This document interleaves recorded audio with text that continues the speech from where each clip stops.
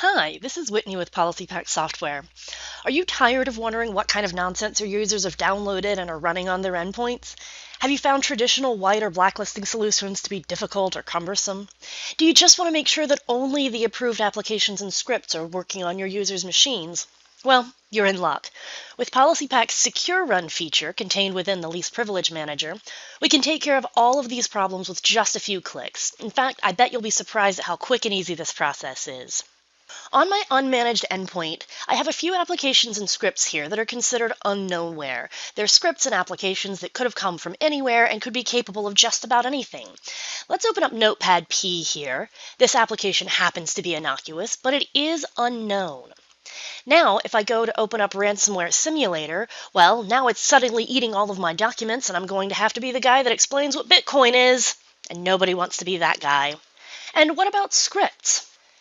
This batch file could have been malware. This VB script could have been malware. This Java jar file also could have been malware. You get the point. Now let's go stop all of this from happening. Over on my management station, I am going to create a GPO that I'm going to call SecureRun. And inside of this GPO, I'm going to go to the Least Privilege Manager. I can do this on the user side or the computer side, but I'm going to go with user side for this video. I'm going to go to Least Privilege Manager here, and I'm going to add a new SecureRun policy. Once I enable it, you'll be able to see a list right here. The way SecureRun functions is this. It looks at file ownership, and if the owner is on the list here, then the file will run. If the file owner is not on this list, then the file won't run. It's effectively a bouncer at the door of an exclusive event, and if you're not on the list, you can't get in. Now, when you turn this policy on and the user tries to run an application whose owner is not on the list, they're going to get denied.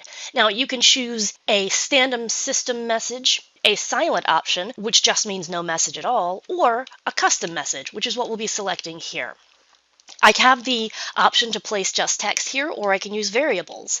I'm going to say this action is denied by, and I'm going to go find GPO name,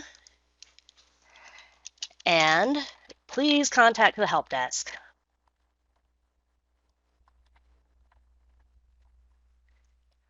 All right, now we'll save this, and we're going to go back over to our endpoint.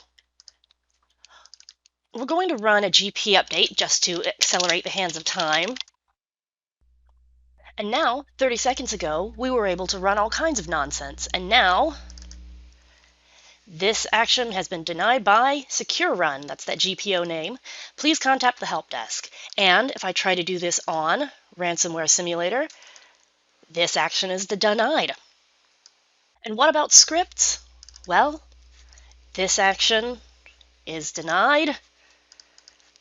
This action denied. This action denied. But just to put a fine point on it, these are all files owned by someone not on the SecureRun list. What happens if I try to open up a file that is owned by someone that is on that list? Well, it opens up just fine. Anything that was properly installed by someone on the SecureRun list will run just fine, while everything else will be denied. That's how Least Privilege Manager's SecureRun feature allows you to block unknownware quickly and easily with just a few clicks. If this is interesting to you, sign up for our daily webinar, and then we'll get you started on your 30-day free trial. Thanks so much.